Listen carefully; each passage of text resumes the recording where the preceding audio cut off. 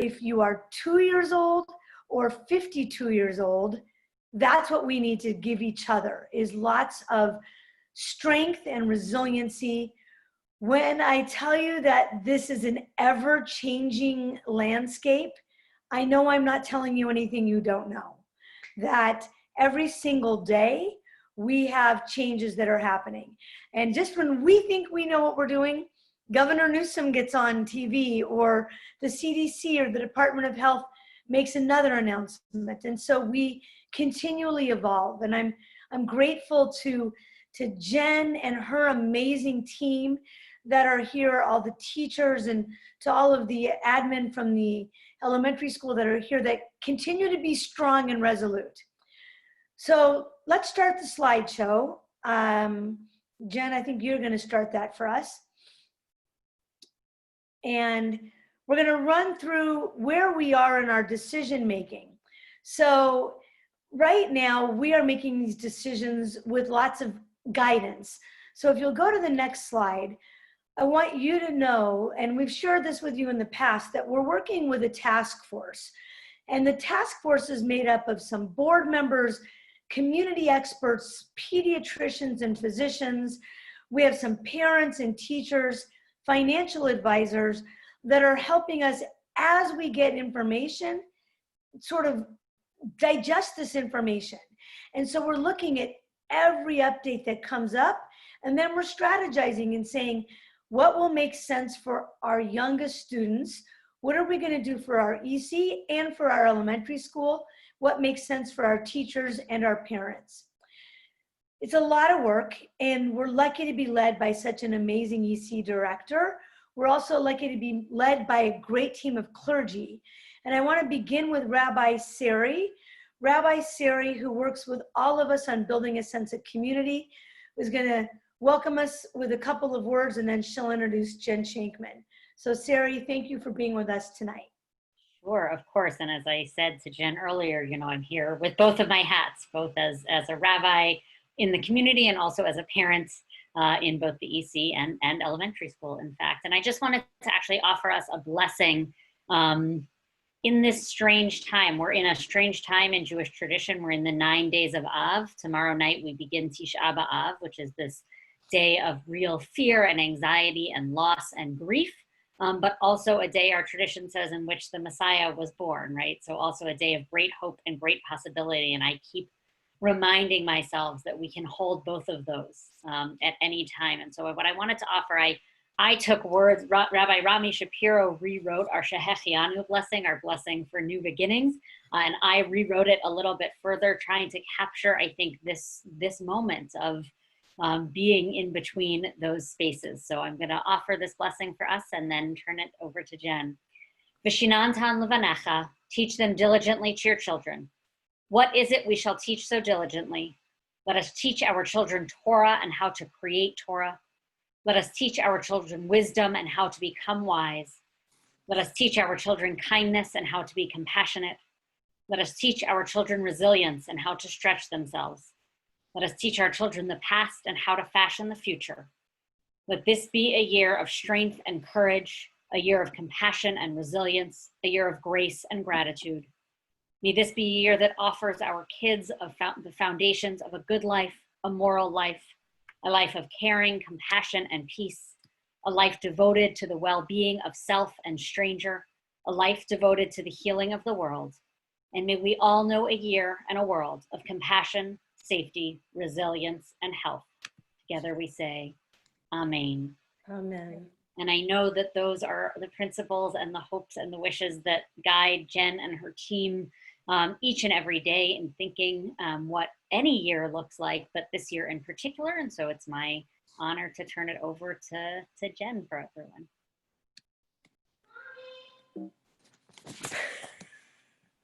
Way to be speaking to a group of 150 people and my child just walked in the house screaming my name. I'm sure some of you know that too. Okay, I can't talk right now. It's okay, just wait for him. It's okay. Sorry, I'm so sorry, everybody. Thank you, Rabbi Sari, and thank you, Tammy. It is wonderful to see your faces. We miss you tremendously. And we are excited to hopefully see you very soon. Tonight, we are going to take you through what you see before you, which is our agenda items.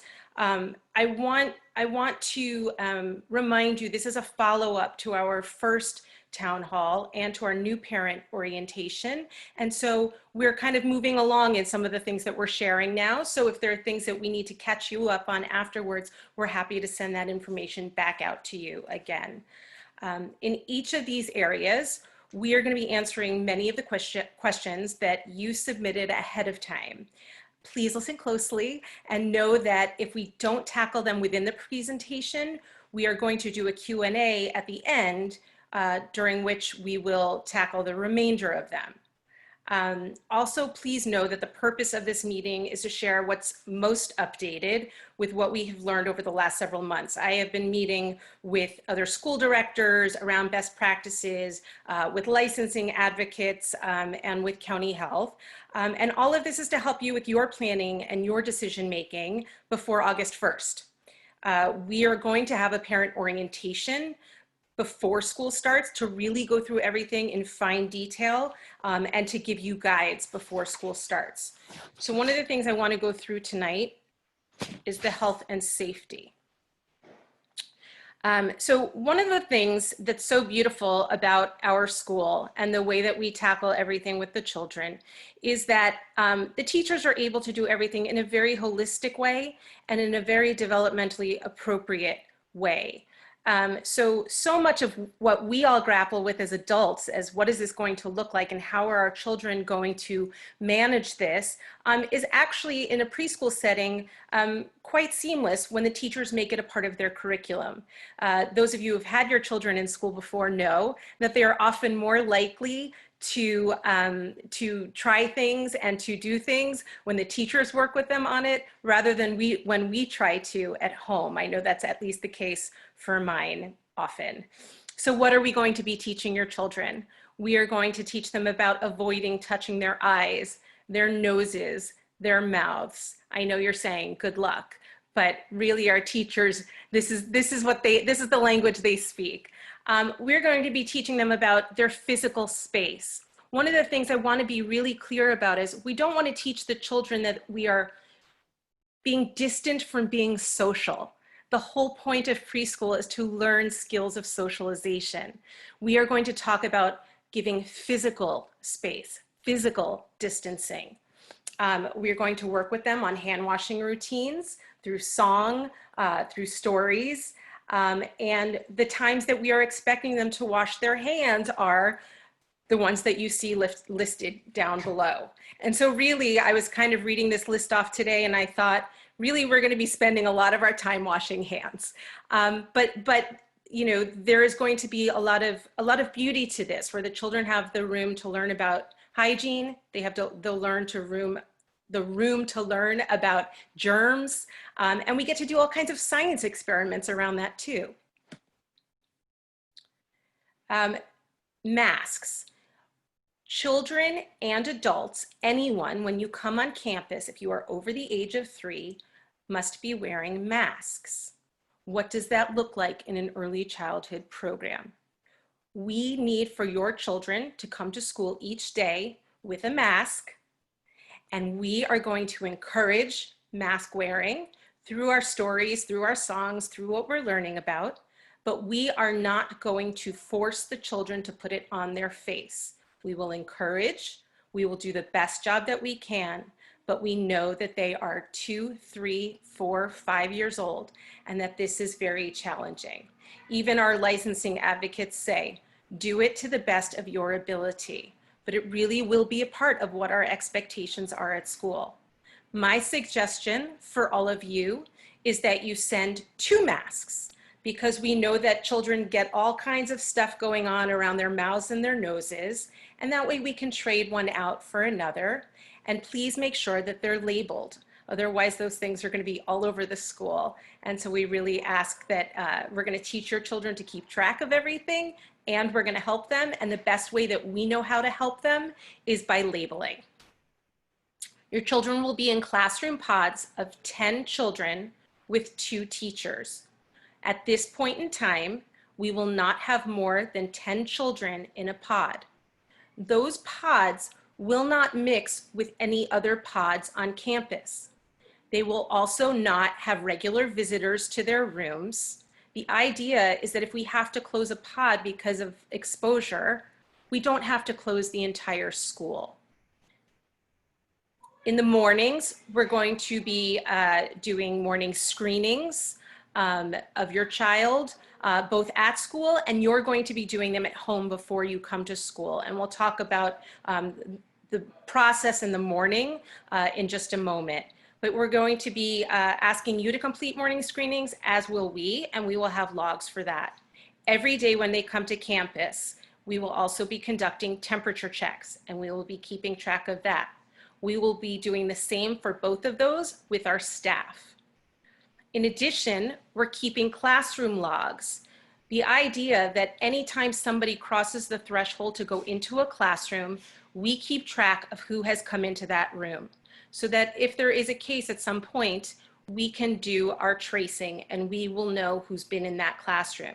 So if I step in a classroom or I come to the door to let a teacher know something, the teachers are going to write down on that log the day and time that I stepped into the classroom. The same goes if somebody else needs to step into the classroom, and that includes you. We'll get into the drop-off process in just a little bit, but know this: we cannot have other adults or children going into those classrooms. In an emergency situation, if you needed to come in, you would be a part of that log, but you're going really to be leaving your children at the door in the mornings. We will not be allowing outside visitors into those rooms. Specialists will Zoom into the classrooms. I know that many people are apprehensive about the idea of Zoom for our children based on our last experience and how you had to manage it at home. It's quite a different experience when the teachers are in the room with the classroom full of children and they're helping the specialist to conduct that lesson. This is the year to be vigilant about your child's health and when to send them to school. I'm going to go so far as a runny nose, keep them home. They may not come to school with medicine in their system.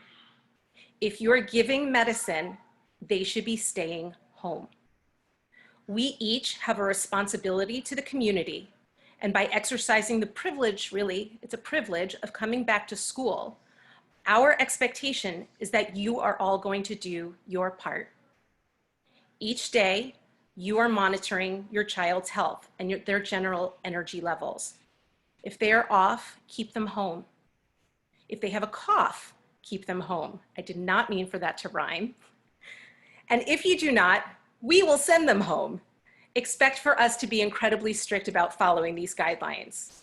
We do have well-defined health protocols in place, and you will be getting a letter and guidelines from Nurse Gail in the coming weeks.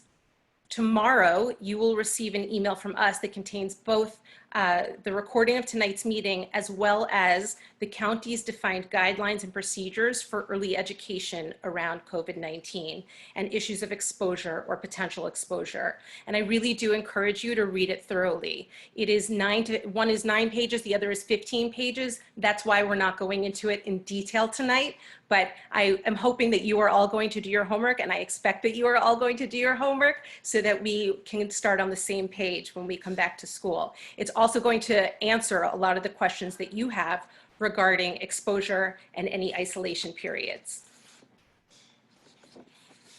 So I want to show you a little bit of how our environment is going to look different. And so first and foremost are some of the health notices that you'll see up around the school. You'll see tape marking off sections, marking off spaces where you should stop to keep physical distance. You will see arrows and signage. And you will see your teachers in their personal protective equipment. So you see there, I am wearing a mask and you can see my mouth through it. My child says I look like an alien.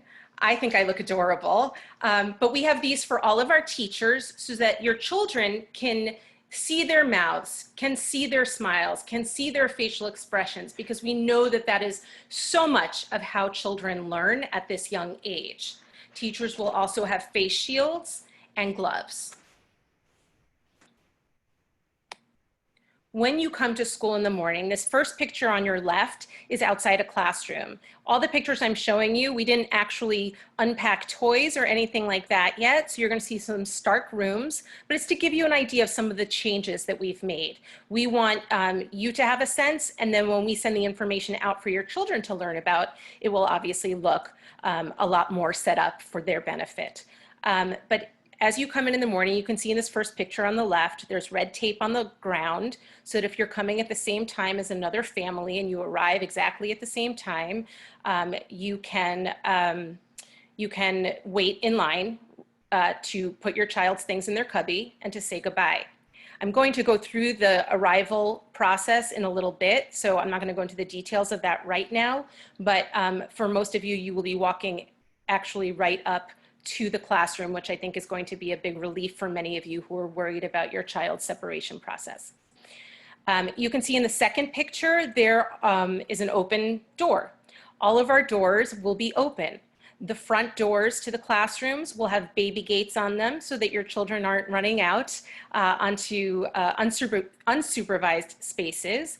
And the back doors will be open, and they will open out onto private yards that we have set up for each classroom. All the windows will be left open, and the goal obviously is to keep that air really fresh in the classroom. If you look at the third slide, I don't know how many of you have walked out on our backyard, our Witzman yard, but you can see these wooden dividers, basically is what they are, but they look like a wooden fence that's up. We've ordered wooden fences for all of the spaces that we have that don't have climbing structures. And we are dividing them outside each classroom so that each classroom has its own outdoor space. And these aren't just going to be open spaces outside. The teachers are going to set up outdoor classrooms. So their flow will be indoor to the outdoor all day long. And the goal is really to keep children outside as much as possible. We will use the climbing structures as well, but those yards will be on a rotating schedule so that we can have them cleaned in between each use. So now as we enter the classroom, there are a few things you'll notice, or maybe you won't, but I'm going to point them out to you. In the classrooms, you will not see any rugs. You will not see pillows, fabric, costumes. All of those things have been packed away for now. What we do have is we will still have all of our centers. We will still have areas where children can move about freely. But the way that the classroom environment is set up is to encourage groups of 2 children at each activity, and within that activity, taking space. All physical centers will be spaced 6 feet apart from the other, from other centers that are in the room, so from the center next to it. So what you see in the first picture is our housekeeping corner and some books. In this particular room, I don't think I have a picture of it, but we have a whole other reading nook for 1 child. In the next picture, what you see is these are our tables, and every classroom will have 5 tables between the indoor and outdoor. And at either end of the table is a space for 2 children, 1 at each end. There is a red divider down the middle marked with tape so that the children begin to understand their space. Now, we are going to do all the work that we do as early childhood professionals to make sure that children are still understanding the concepts of carrying on reciprocal conversations, of sharing by taking turns, by thinking about their friend, by washing something that they might have used so that somebody else can use it. And obviously that will be teacher supervised and properly sanitized. But we want children to learn those skills because we want them to understand that they are part of a caring community. So in this first picture, you see in the center a provocation, the plant and the pine cones. The idea is children are still sharing the experience, even if they're sitting at either end of the table. You might be able to see in there that there's a plastic bag at one end of the table, a Ziploc. Each child is going to have a Ziploc bag with materials in it for each day. In the next picture, you see Magna-Tiles. One side of the table, the Magna-Tiles are set out, and so the other side of the table is a bag closed up with Magna-Tiles waiting for a child. So the teachers will be, planning and separating materials out each day so that they have enough for the number of children that are going to be visiting those centers.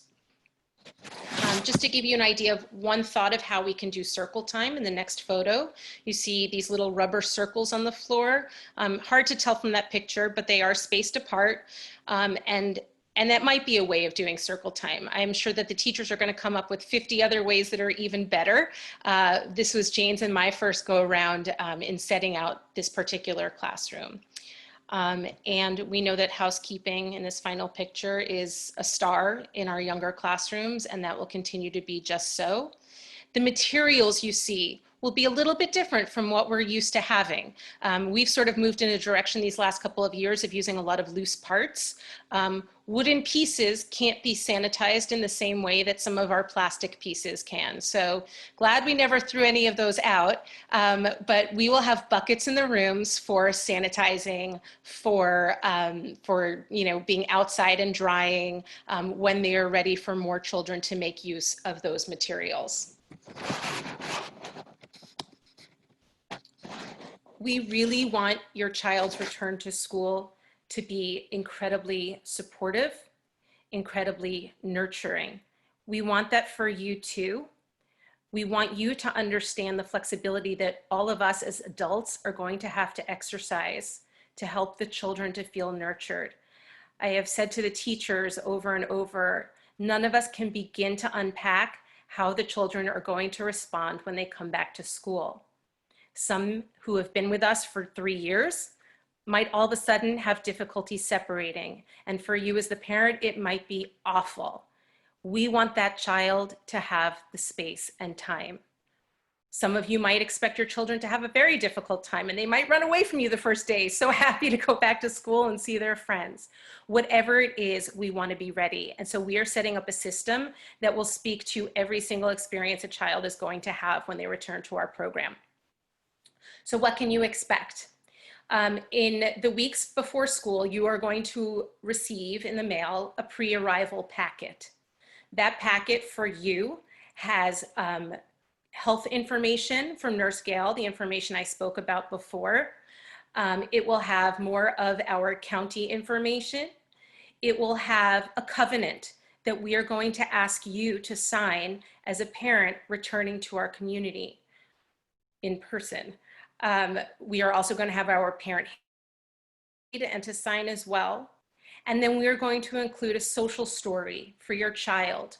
A social story is a way of sort of unpacking for your child what things are going to look like when they come back to school. It's taking an experience and talking through with the child everything that they're going to see and everything they're going to do. And so we'll have that ready so that you can read it at home with your child and help them get excited and prepared for school.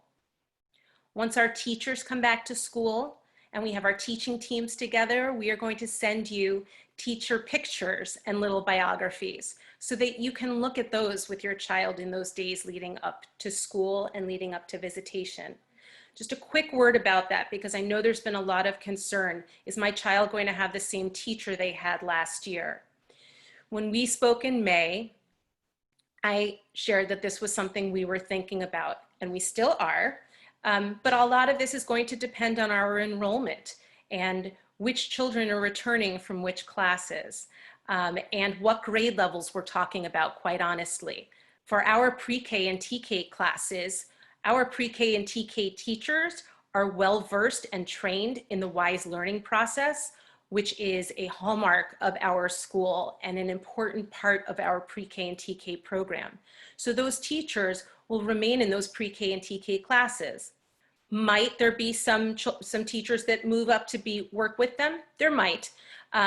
We also are going to leave plenty of time for those children to get acclimated to their new surroundings. In the younger grades, we really are going to try as much as we can to leave one teacher with the children as they move forward. If and when we can't, whether that's a teacher not returning or based on numbers, we will put them with somebody who is familiar to them, who is in the same age group, and it might have been right next door.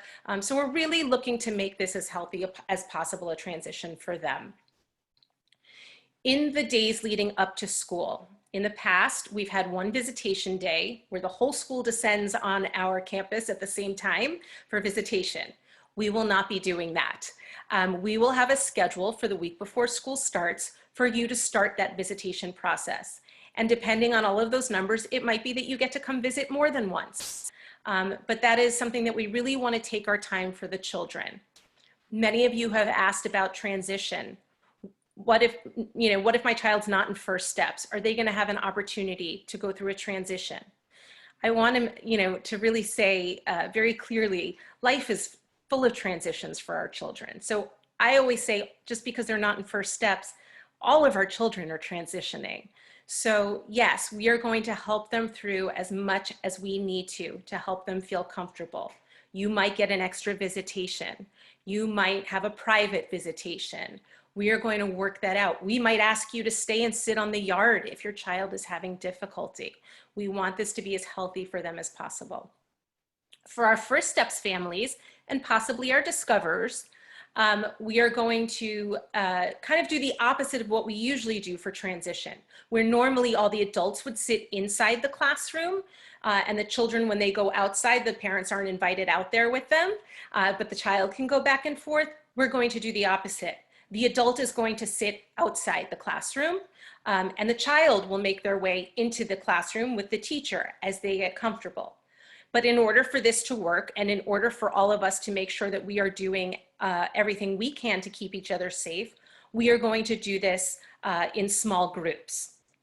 So we are going to have staggered start dates for school. Once the August 1st deadline, which is this Saturday, passes, and we know our exact numbers, we will be able to work out our staggered start dates and our staggered start times.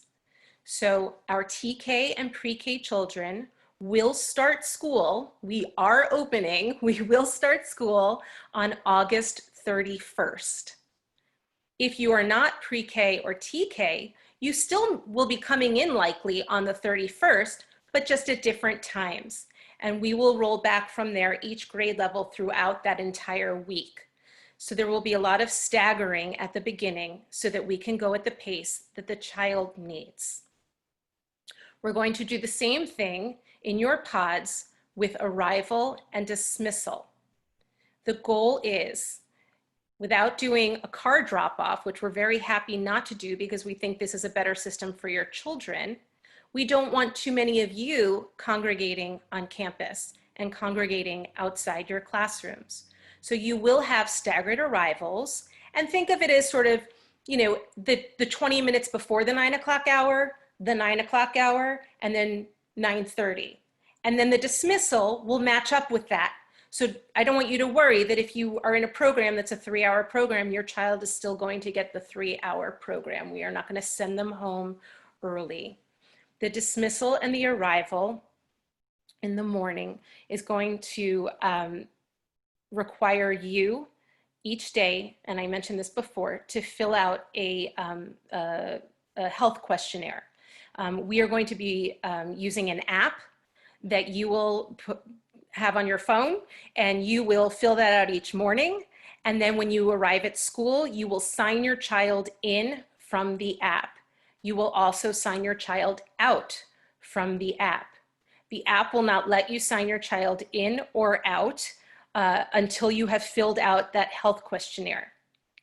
Before you go to drop your child off in the morning, you're going to stop at one of 2 screening spots where we are going to do our daily temperature checks. And you will see our admin team out there checking and logging temperatures. And then your child will get a sticker saying that they are safe and are ready to go to the classroom and have a fabulous day.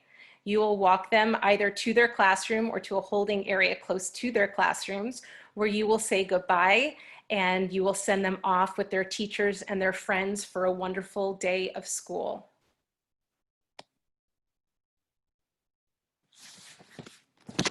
So I would like, I'll take it from here. great. Probably one of the most frequently asked questions that we saw is, what if we don't open? Are we getting 100% of our money back?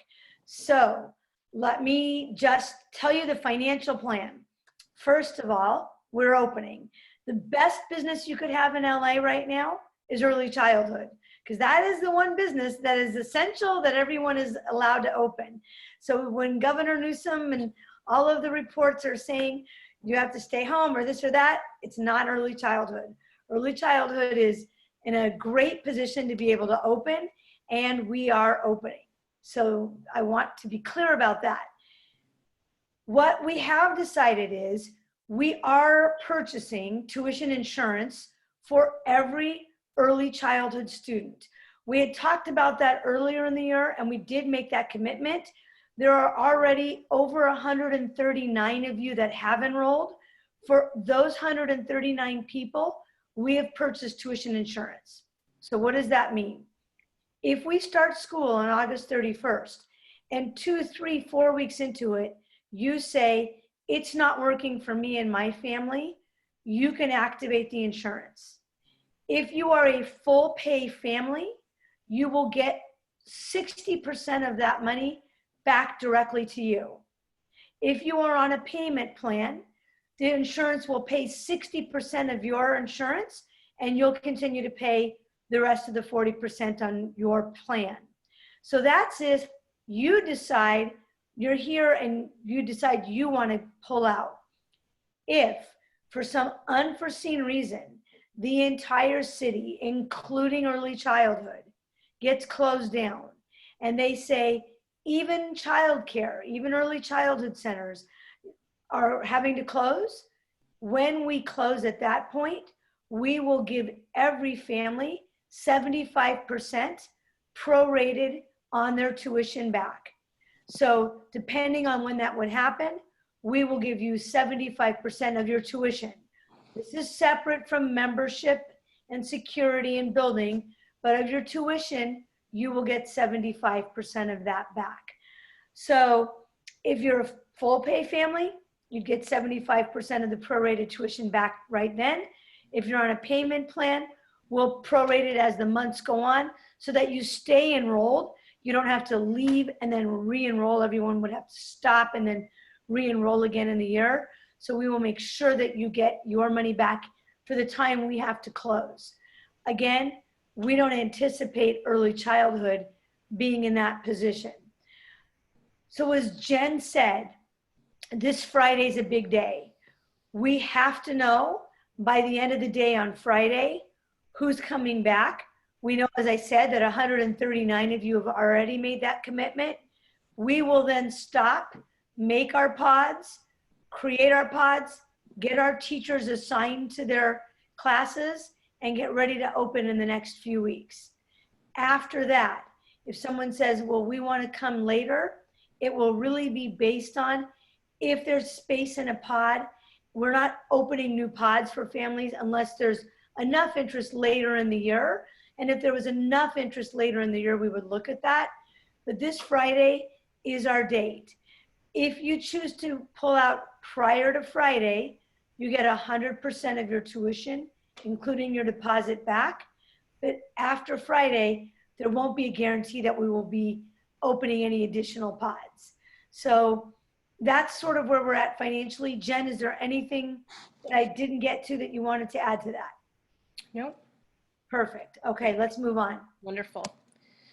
So I just want to take a minute to really stop and let you know sort of, I think I said before, that idea that it's a privilege that we get to come back.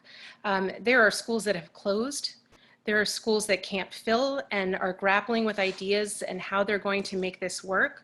We are blessed to have the kind of outdoor space we have, to have the kind of resources we have, frankly, not just, school-wide, but from the synagogue and the support that we have to be able to open in the way that we are planning to open.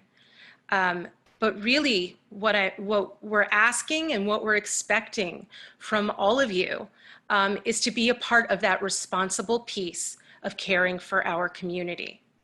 So if you are making the decision to return to WISE with your child, and we hope that you are because we miss you and your children so much, our expectation is that you are going to read through our covenant, that you are going to take our guidelines seriously, and that you are going to sign it, and that you are going to carry that out every single day, whether that's on campus or in your life at home.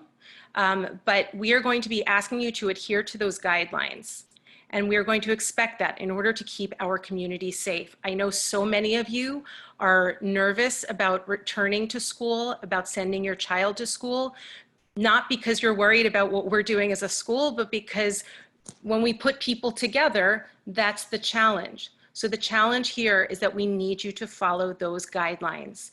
And if we find out that you are not following those guidelines, your child will be dismissed from our program for the remainder of our time for this year, because we need to make sure that we are keeping everybody safe. So I ask when you get that, please, please, please don't just sign it. Please read it thoroughly. It's really important to our community, not just our school, but our entire Temple community. We are now going to move into our Q&A, and I'm going to take us out of this little slideshow so that all of you can look at each other, because I think that's part of this too, is sort of seeing who's out there. But we can talk through some of the questions. And Tammy, maybe if you'll take the first one. I have a dog scratching at my door. I'm going to mute myself for a minute. No problem. I'll take the first couple questions. And then again, if you don't, later we'll let you unmute if you have other questions. And if you didn't get to pre-submit, we're going to answer the questions that were pre-submitted. We're going to give you a chance tomorrow to just keep sending us questions. So one question was, are we requiring teachers to be tested and have a COVID test before school starts? And the answer is we're working with medical professionals on that right now. Every piece of data we look at is conflicting. So some of them are saying this is a good plan and some are saying it is not a good plan. So we're talking to our physicians to come up with the answer on, are we requiring teachers to be tested and how often will we be testing people? A second question that we've been asked is about, some people are saying, well, what if we just stay home and do home pods and just bring kids in our own backyard and do it at home? And what we want to share with you is, while we understand that some people think that is a really great idea, there's a lot of liability. There's insurance liability, there's health liability, there's going against CDC guidelines. We are not having any of our teachers teach once the school year starts in people's homes. So we want to be very clear that there's tremendous risk of having your own home pod. And while we know some of you are thinking about that, we want to just make sure that we're giving you all the information we have on that. Jen, you want to take the next one? Sure. So there were some questions around air quality and sanitization. Our areas will be sanitized 4 times a day by our ops team in the common spaces, and then when your children are out of their rooms.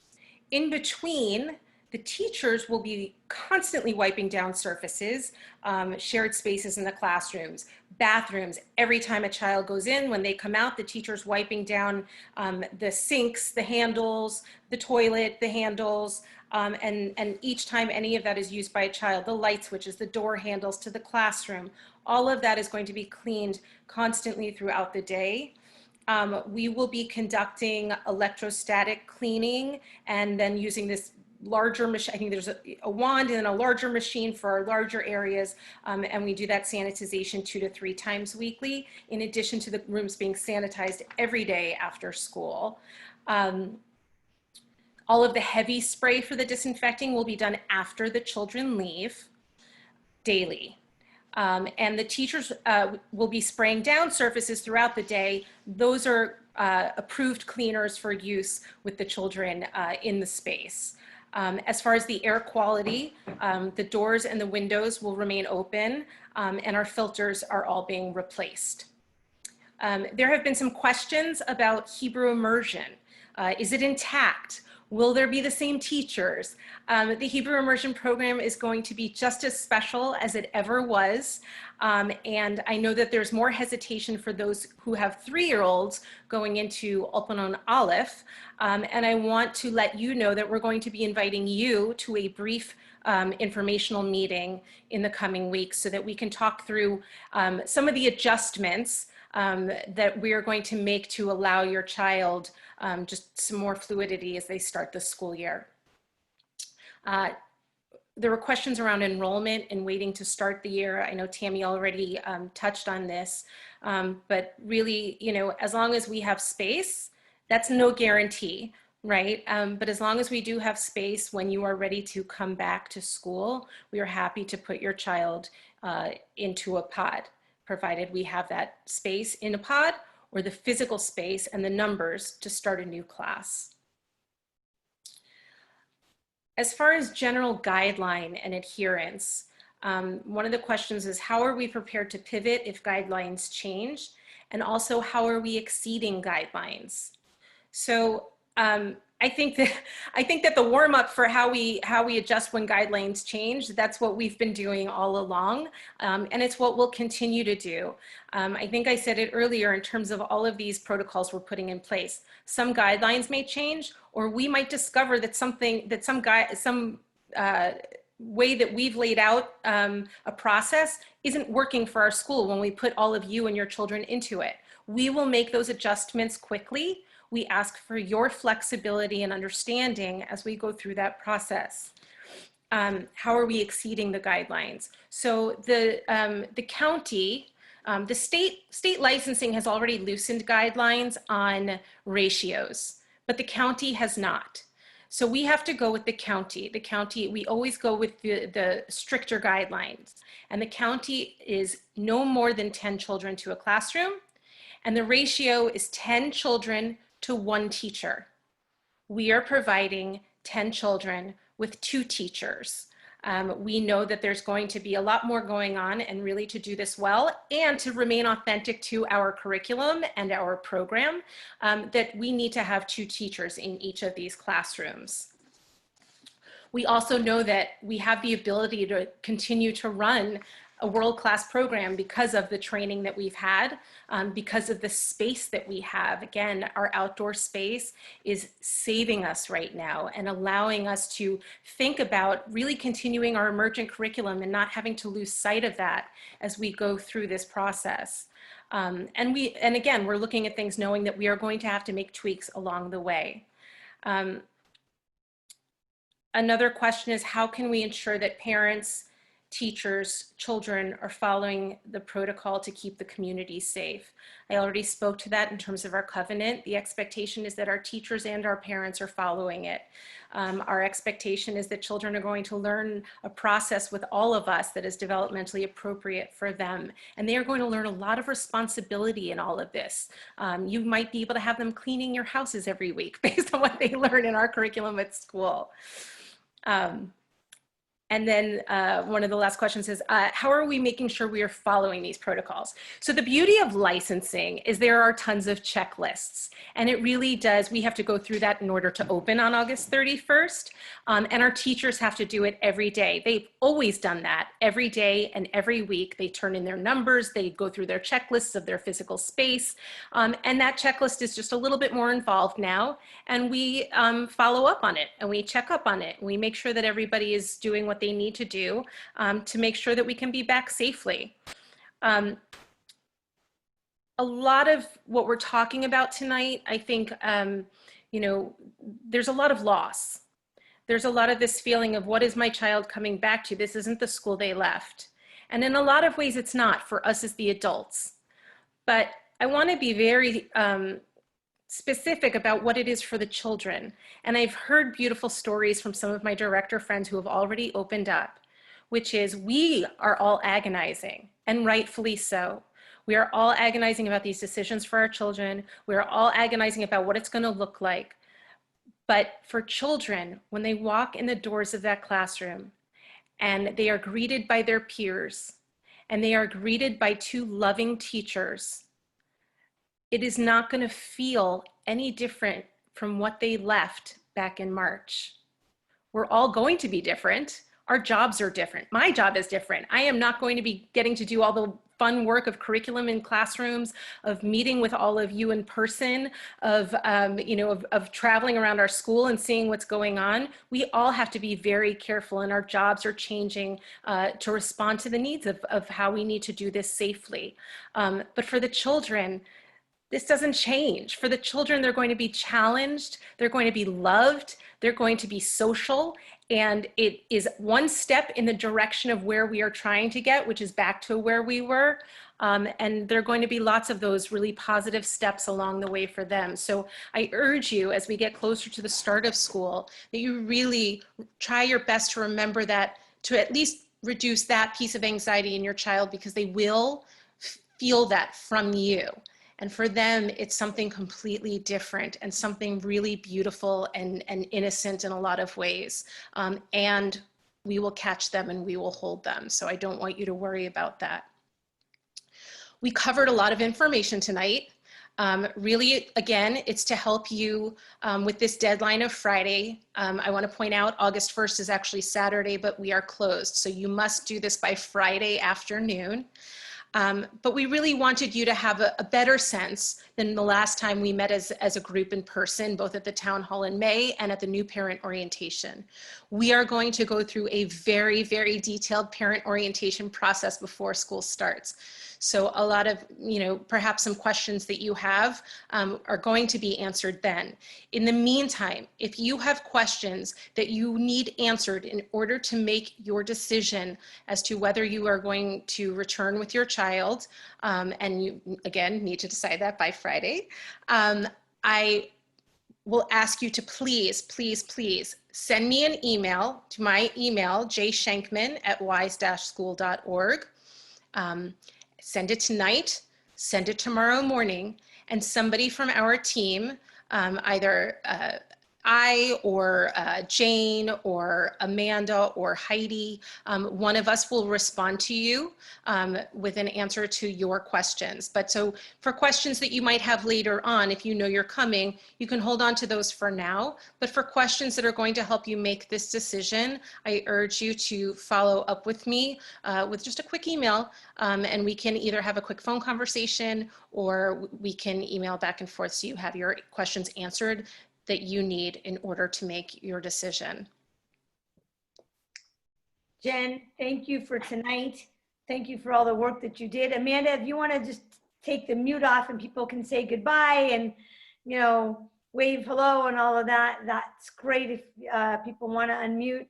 I want to thank everyone for giving us this 45 minutes tonight and letting us catch you up. I hope that it was informative and helpful, and God willing, we will come back with strength, with resolution, and we'll be ready to start school, and it's very, very soon. And we're just getting ready for that. So thank you guys. Be well, be safe, be healthy. And I don't know if we can unmute everybody or not. I think I did. I mean, I'm a little bit technologically unsavvy, but I think I did. I think if you all unmute yourselves, you're good to go. Yep. Hi, thank you. Thank you, everybody. Thank you. Thank you. Thanks, guys. Bye, Can guys. I ask a quick question right now? Bye-bye. Bye.